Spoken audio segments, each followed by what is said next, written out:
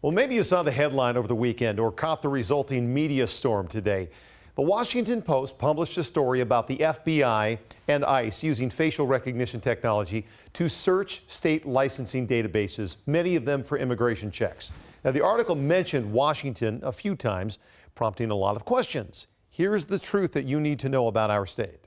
Facial recognition technology is getting a lot of attention lately, specifically over privacy concerns. Citing Utah, Vermont, and Washington state as examples, the Post said ICE agents have run facial recognition searches on those DMV databases. The truth is, it doesn't work that way, at least according to the Washington Department of Licensing, or DOL. In response to the article, the DOL put out a statement today in which it outlined specifics on its database and the use of facial recognition. First, the DOL does not provide access to any outside agency. All requests are done by DOL staff. Second, it takes a court order in Washington before the DOL will perform that search. Third, there have been 53 court-ordered requests since 2013.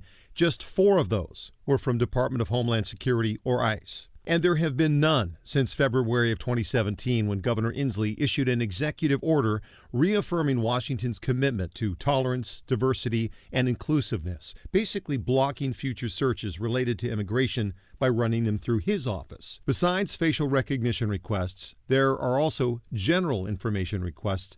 That information was being handed out by the DOL up until last year. A Seattle Times investigation found the DOL was sharing information, including people's names, where they were born, and whether they used a foreign ID. And that was well after Governor Inslee's executive order had banned it. Days after being called out again, the DOL announced immediate action would be taken, and a few months later stopped sharing any information with the feds, barring a court order. And that is where we stand today.